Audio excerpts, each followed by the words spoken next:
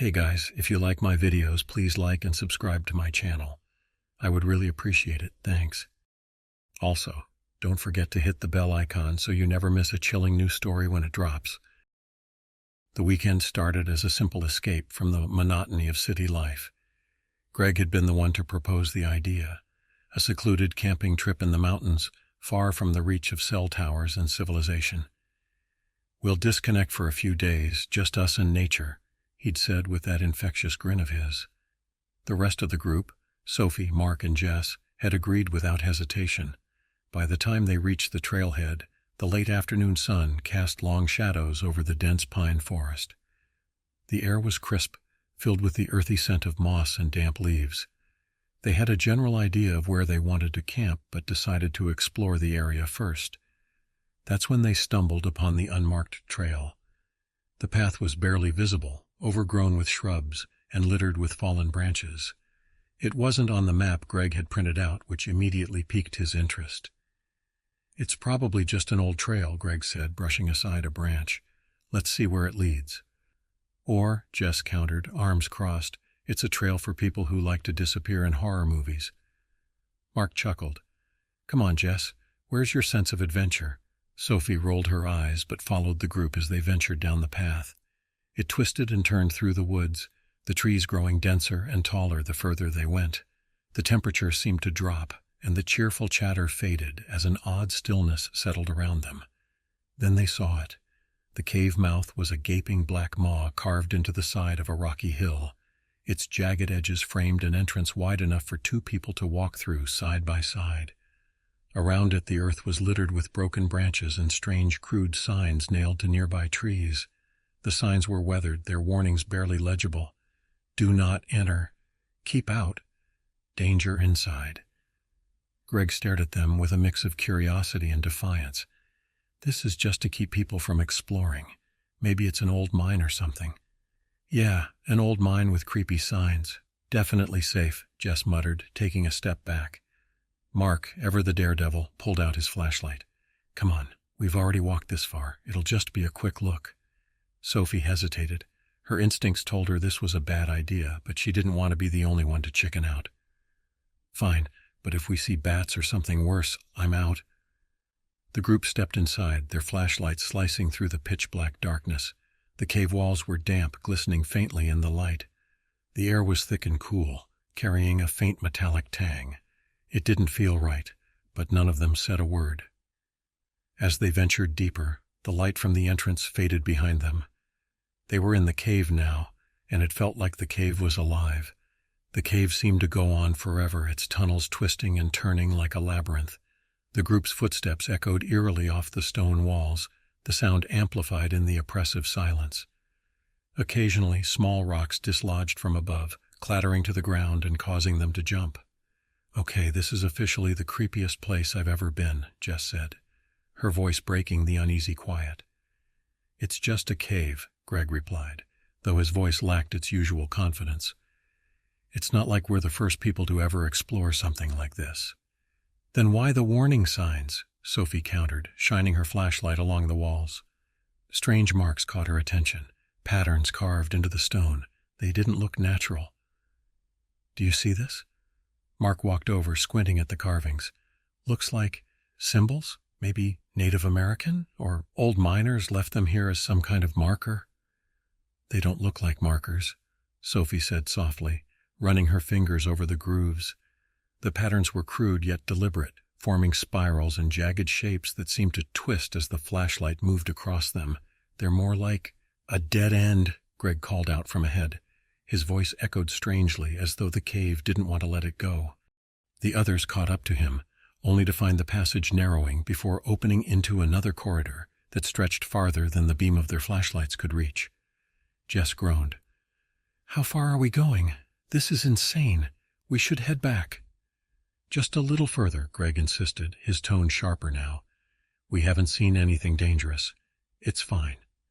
Reluctantly, the group pressed on. The air seemed to grow colder with each step, and the metallic tang became stronger. Sophie couldn't shake the feeling they were being watched. She glanced over her shoulder more than once, her light illuminating only empty shadows. Then she heard it, A faint sound, soft, almost imperceptible. A shuffle of movement like something scraping against the stone floor. She froze. "Did you hear that?" she whispered. The others stopped, their lights darting around the tunnel. "Hear what?" Mark asked. "Something's back there," she said, her voice trembling. "I swear I heard something." "It's just the echo," Greg said dismissively, but he didn't sound entirely convinced. He started walking again, urging the others forward. "Let's just keep going." But Sophie couldn't shake the feeling. Every time she turned to look, the shadows seemed darker, deeper, as if something was hiding within them. And then the sound came again, closer this time, a faint scrape, like claws dragging against stone. "Guys," Jess whispered urgently, "something's following us." Greg turned around, his flashlight scanning the tunnel behind them. Nothing. "There's nothing there," he snapped. "Stop freaking yourselves out." But as they continued walking, the sense of being watched became undeniable. The air seemed to press down on them, heavy and suffocating. The scraping sound grew more frequent, always just out of sight. And then Mark's flashlight flickered. The beam wavered and died, plunging them into near darkness. "Damn it," he cursed, smacking the flashlight against his palm. "Keep moving," Greg ordered, his voice tight. "Let's just get out of here." But the deeper they went, the more it felt like the cave was stretching around them, swallowing them whole. And whatever was in the darkness was following them. The group pressed onward, each step more hesitant than the last. The tunnel seemed endless, its walls closing in as the oppressive silence weighed on them. Sophie kept glancing back, her flashlight sweeping over the shadows. She swore she could see something just for a second, a flicker of movement that vanished as quickly as it appeared. "How far have we gone?" Jess asked, her voice trembling. She gripped Mark's arm tightly, her flashlight shaking in her hand. "It feels like we've been walking forever." Greg checked his watch, his brow furrowing. "That can't be right," he muttered. "What?" Sophie asked. "My watch stopped," he said, holding it up to show them. The hands were frozen at 5:17, even though they had entered the cave well before that. "The battery's dead or something." "Mine too," Jess said, glancing down at her phone. She tried pressing the power button, but the screen stayed black. No signal, no battery, nothing. "Great," Mark muttered. "We're in a cave that screws with time and electronics. This isn't creepy at all." The group fell silent again, their unease growing with every step. The air was colder now, biting at their skin despite the layers they wore. Sophie couldn't shake the feeling of being watched. It wasn't just paranoia. It was something tangible, something real. She stopped abruptly, causing Jess to bump into her. "What's wrong?" Jess asked. "Shh," Sophie hissed, holding up a hand. She strained her ears, listening. There it was again, that faint scraping sound like something sharp dragging along the stone floor. It was closer now, unmistakable. "Do you hear that?" Sophie whispered, her voice barely audible. The group froze, their flashlights trained on the tunnel behind them. The sound came again, louder this time, echoing in the darkness. It wasn't their imagination. Something was following them. "Run," Greg said, his voice low and urgent. Without another word, they turned and bolted down the tunnel, their footsteps echoing wildly. The scraping sound grew louder, faster, as if whatever was behind them was giving chase. Sophie's heart pounded in her chest as she ran, the beam of her flashlight bouncing erratically with each step. "Where's the exit?" Jess cried, her voice tinged with panic. "We should have found it by now." Greg didn't answer. He was too focused on keeping them moving, his flashlight scanning the tunnel ahead. But the passage seemed to stretch endlessly, the walls twisting and warping as if the cave itself were alive. Then Sophie's flashlight caught something, a shadowy figure standing just at the edge of the beam, its form humanoid but wrong. It didn't move, didn't flinch, just stood there, watching. "Did you see that?" Sophie gasped, her voice shaking. "Keep going," Greg yelled, grabbing her arm and pulling her forward. The group ran until their legs burned and their lungs screamed for air. Finally, they stumbled into a larger chamber, the walls shimmering faintly in the dim light of their remaining flashlights. They collapsed to the ground, gasping for breath, their eyes darting to the tunnel they had just emerged from. The scraping sound stopped. The silence was deafening. "Did we lose it?" Jess whispered, clutching her knees to her chest. No one answered, but Sophie wasn't so sure. The feeling of being watched hadn't gone away. If anything, it was stronger now. Whatever was in the dark was still there. It was just waiting. The silence in the cavern was suffocating. The group sat in a tight circle, their flashlights trembling as they swept the surrounding walls. The faint shimmer of moisture on the stone did little to illuminate the oppressive darkness beyond. "Do you think it's gone?" Jess whispered, her voice barely audible. "No," Sophie said firmly. She couldn't explain it, but she felt its presence, like an icy grip on the back of her neck. "It's waiting." Greg stood, his breathing still heavy. "We're wasting time. We need to keep moving until we find the exit." Mark nodded, though his expression betrayed his doubt. "Right. We just need to retrace our steps." "That's the problem," Jess hissed. "This cave doesn't make sense. We've been walking in the same direction forever, and it's like it's changing." "It doesn't matter," Greg snapped. "Sitting here won't help." He shone his flashlight down the next tunnel, its narrow opening like a black hole waiting to swallow them. The air seemed to shift, carrying a faint metallic tang that made Sophie's stomach turn. Without waiting for a response, Greg began walking. The others reluctantly followed, their footsteps eerily loud in the oppressive quiet. The tunnel twisted and turned, each passage indistinguishable from the last. The sense of being watched was omnipresent, and every so often, Sophie caught the faintest flicker of movement in the corner of her eye. "Keep your lights moving," Greg said, his voice tight. "If it's following us, I don't want to lose sight of it." Sophie wasn't sure they ever had sight of it. Whatever was pursuing them seemed to exist on the edge of perception, always there but never fully visible. Her flashlight beam wavered as her hands began to shake. She hated the thought that it might be watching her now, hidden just outside the light. Then they saw it, the faintest glimmer of light ahead, a break in the oppressive darkness. Relief surged through the group, and they quickened their pace, their steps clumsy and uneven on the rocky floor. "Is that the exit?" Jess asked, her voice breaking. "Has to be," Greg replied. "Come on." The group broke into a run, their flashlights bobbing wildly as they sprinted toward the light. The tunnel seemed to stretch endlessly, but the glow grew brighter with every step. Sophie's heart pounded as she dared to hope they might finally escape. Then, just as they reached the opening, the scraping sound returned, louder, closer than ever. Sophie glanced back and froze. A shadowy figure stood at the far end of the tunnel, its outline jagged and wrong. It didn't move, but she could feel its gaze, cold and hungry. "Go!" Greg yelled, shoving her forward. They burst out of the cave into the blinding light of the late afternoon sun. The air was cool and fresh, a stark contrast to the suffocating atmosphere inside. For a moment they stood there, gasping for breath and basking in the relief of freedom.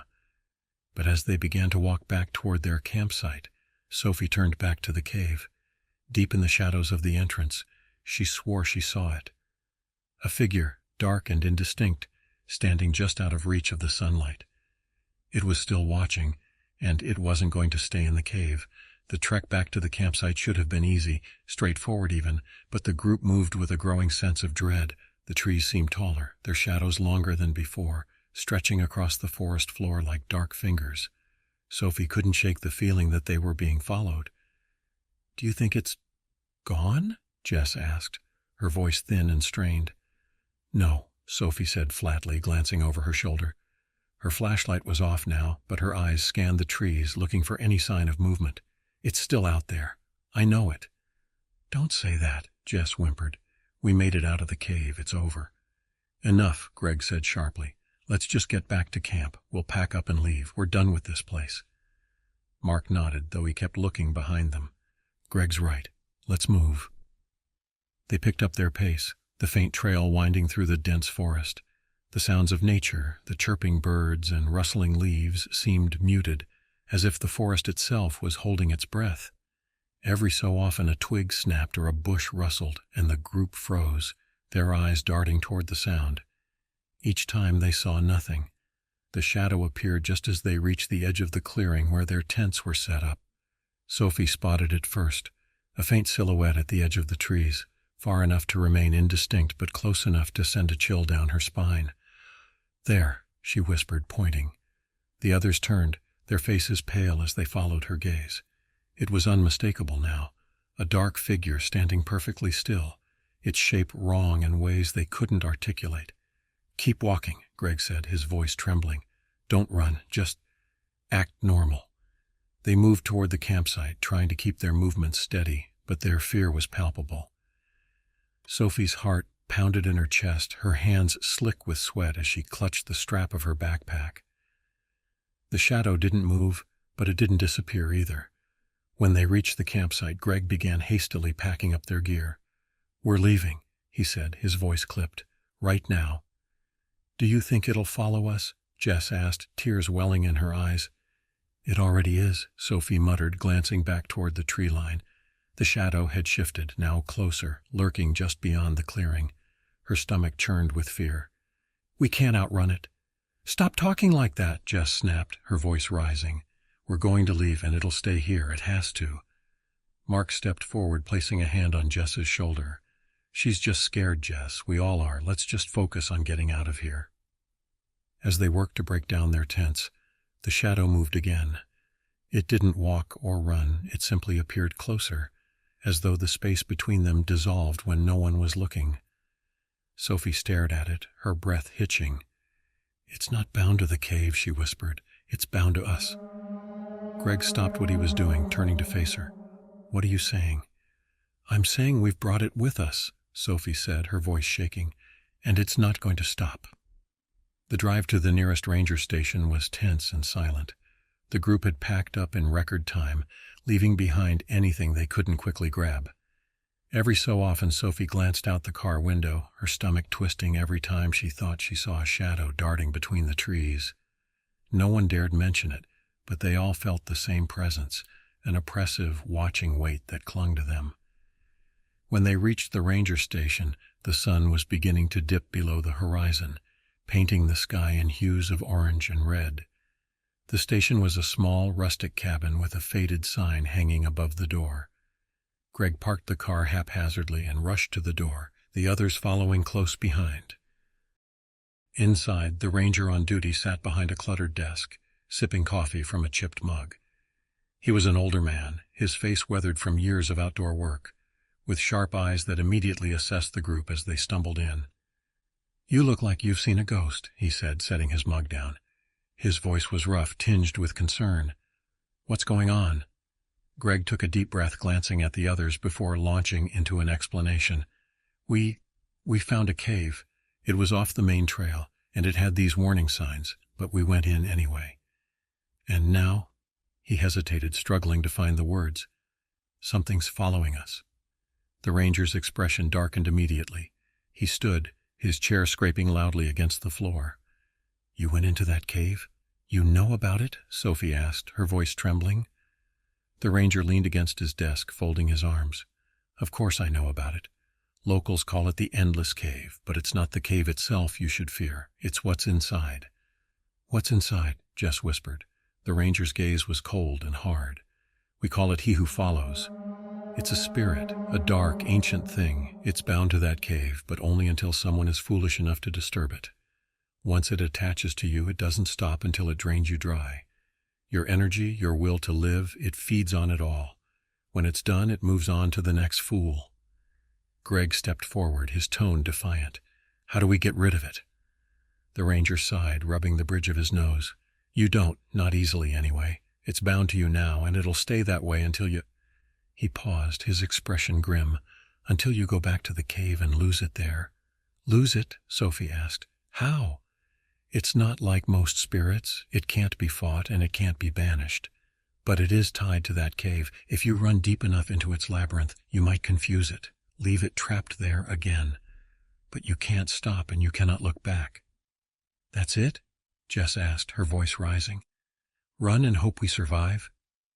"That's it," the ranger said bluntly. "And let me warn you, if you fail, it won't just follow you, it'll kill you." A heavy silence fell over the group as the weight of the ranger's words settled in. The thing that had been following them wasn't just a shadow. It was something ancient, something malevolent.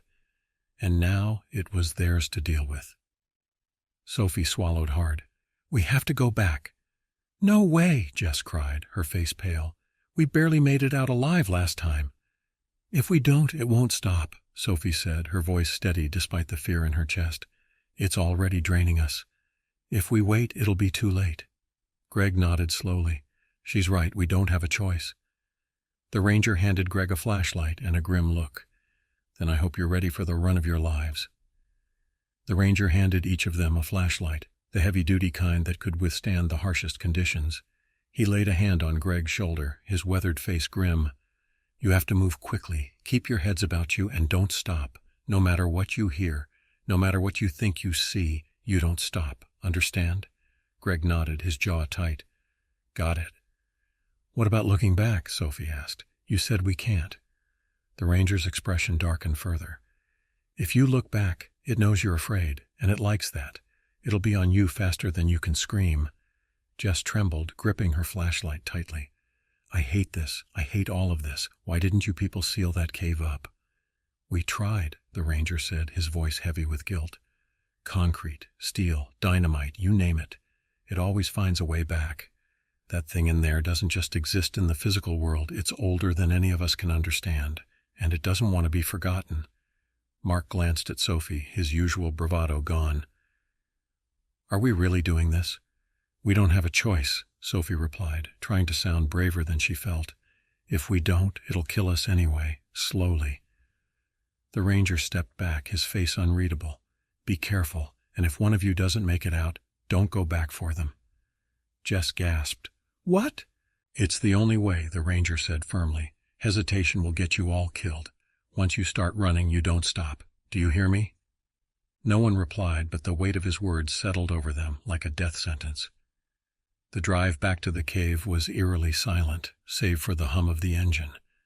The once beautiful forest now seemed ominous, its shadows deeper and darker than before. Sophie stared out the window, her mind racing with worst-case scenarios.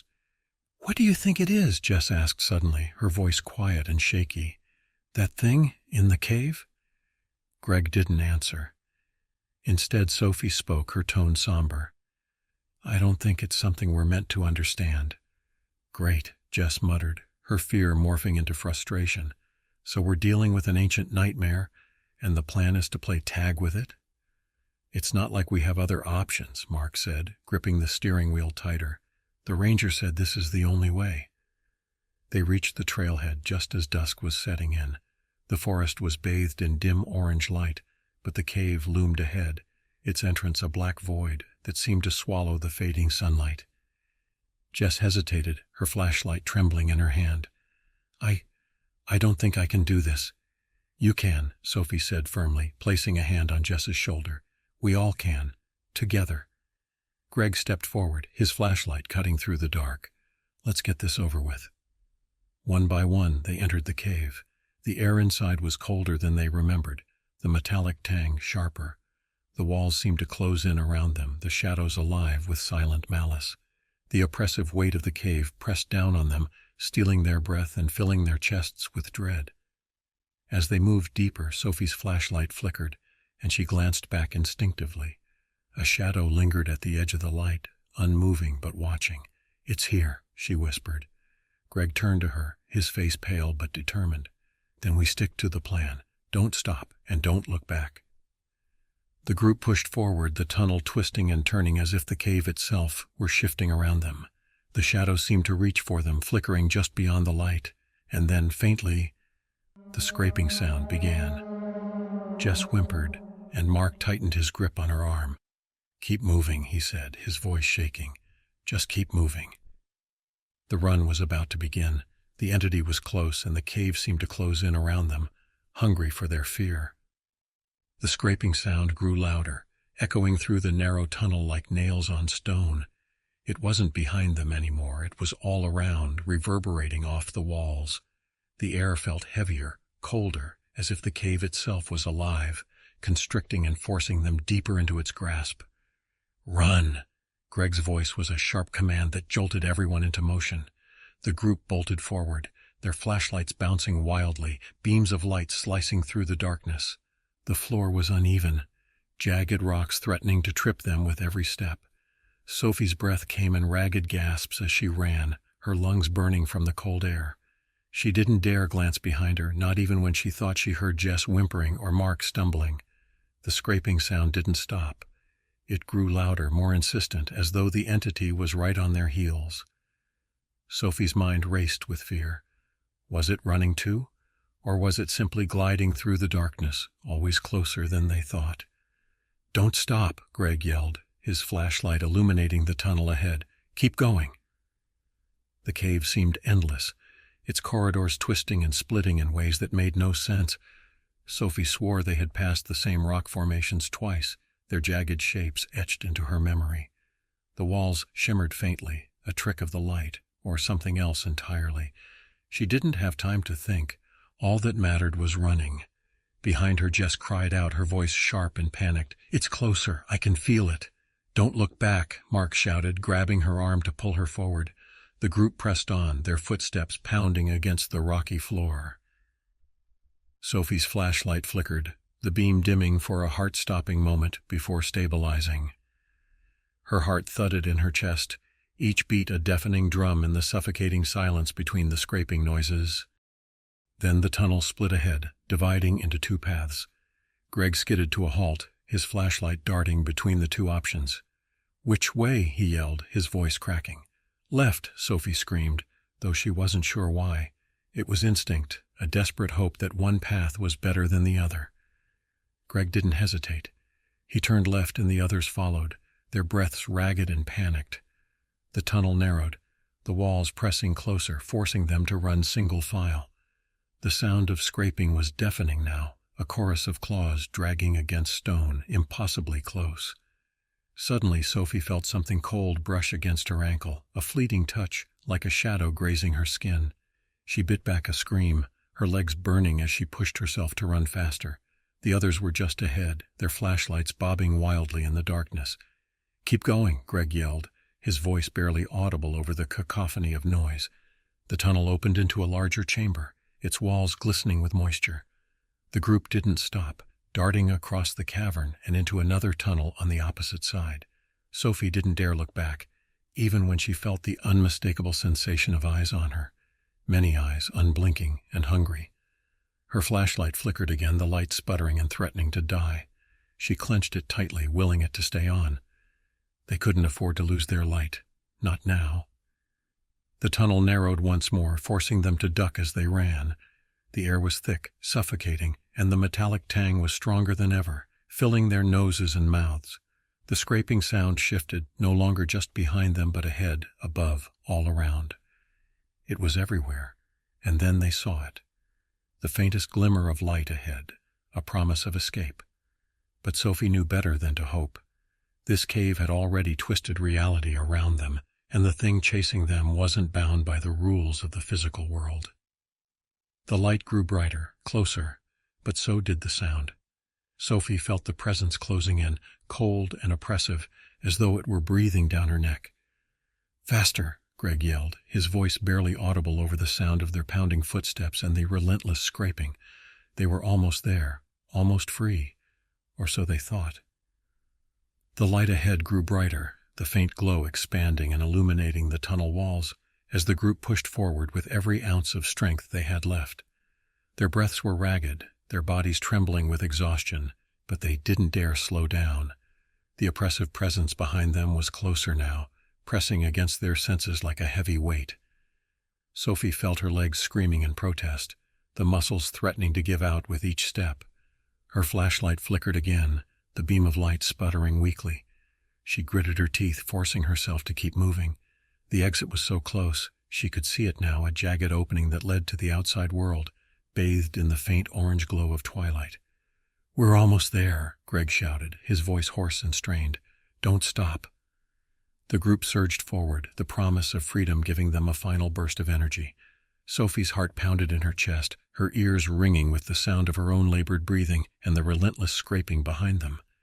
It was louder than ever, so close it felt like the walls themselves were grinding together.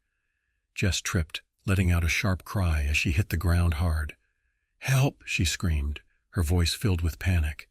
Mark spun around, grabbing her arm and hauling her to her feet. "Go!" he yelled, pushing her forward. "Don't look back." Sophie risked a glance over her shoulder and immediately regretted it. The shadowy figure was there, no longer a distant silhouette, but a hulking mass of darkness with faint, glowing eyes. It moved unnaturally, shifting and bending in ways that defied logic. The sight of it sent a jolt of terror through her, and she forced herself to turn away, focusing on the light ahead. The exit was just a few steps away now, the cool air of the outside world brushing against their faces. Sophie reached it first, stumbling out into the open and collapsing onto the rocky ground. Greg was right behind her, followed by Mark and Jess. They all tumbled out of the cave, gasping for air, their bodies trembling with exhaustion and fear. For a moment, everything was still. The scraping sound had stopped, and the oppressive presence that had haunted them in the cave was gone. The forest around them was eerily quiet, the last rays of sunlight filtering through the trees. "We did it," Greg said, his voice shaky but filled with relief. "We made it." Sophie sat up slowly, her hands trembling as she brushed dirt from her clothes. She glanced back at the cave entrance, half expecting to see the shadowy figure standing there. But the opening was empty, a black void that seemed far less menacing in the fading light. Jess was crying softly, her arms wrapped tightly around her knees. Mark sat beside her, his face pale and drawn. "It's over," he said quietly, as if trying to convince himself. But Sophie wasn't so sure. She couldn't shake the feeling that something was wrong, that the oppressive weight of the entity hadn't entirely left them. She stared at the cave, her chest tightening as unease settled over her, and then just for a moment she saw it, a faint shadow lingering at the edge of the forest, far enough to blend into the trees but close enough to make her stomach twist with dread. "Do you see that?" she whispered, her voice barely audible. Greg turned to her, frowning. "See what?" Sophie opened her mouth to respond, but the shadow was gone. She swallowed hard, forcing herself to look away. Maybe it was her imagination. Maybe they really had left it behind. But deep down, she knew the truth. The shadow hadn't been left in the cave. It was still with them, waiting, watching. The group sat in silence for a long time, the weight of their ordeal pressing heavily on them. The forest around them seemed unnaturally still, the usual sounds of nature muted. Sophie couldn't shake the sense that they weren't truly safe, though the others were doing their best to convince themselves otherwise. "We did it," Greg said again, his voice more confident this time. "We're out. That thing can't follow us anymore." "Are you sure?" Jess asked, her voice trembling. What if it's still out here?" "It's not," Greg snapped, though the fear in his eyes betrayed his bravado. "We followed the ranger's instructions. We ran, we didn't stop, and we didn't look back. It's over." Mark nodded slowly, though his expression remained grim. "Let's just get out of here. I don't care where we go, just far away from this place." The group stumbled to their car, still parked haphazardly at the trailhead. The fading twilight painted the forest in shades of orange and gray, but to Sophie it only made the shadows seem deeper. She hesitated before getting into the car, her gaze fixed on the distant tree line. "Come on, Sophie," Greg said, already in the driver's seat. "Let's go." Reluctantly, she climbed into the back seat beside Jess, who was staring blankly out the window. Greg started the engine, and they pulled away from the trailhead, the cave quickly disappearing from view. As they drove, the tension in the car began to ease. Jess rested her head against the window, her breathing steadying. Mark leaned back in his seat, closing his eyes as if trying to erase the memory of what had happened. Even Greg seemed calmer, his grip on the steering wheel relaxing as the road stretched on. Sophie, however, couldn't relax. Her eyes darted to the rearview mirror, where the road behind them disappeared into the growing darkness. For a moment, she thought she saw something, a flicker of movement, a shadow standing at the edge of the road. She blinked, and it was gone. The others didn't seem to notice, and she didn't say anything. She didn't want to alarm them. Maybe it was just her mind playing tricks on her. They reached the edge of town as night fell, the comforting glow of streetlights replacing the oppressive darkness of the forest.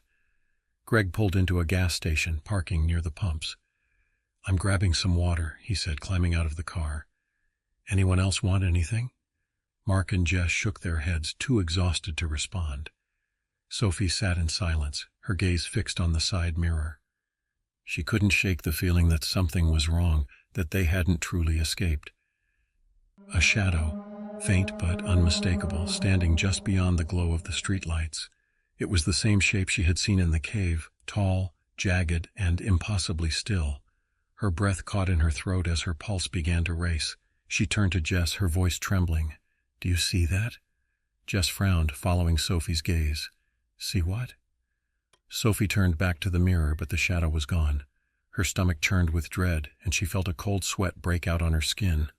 Greg returned to the car, a bottle of water in hand. "All right, let's get moving," he said, climbing into the driver's seat. "We've got a long drive ahead." As the car pulled back onto the road, Sophie stared out the window, her chest tightening with every passing second.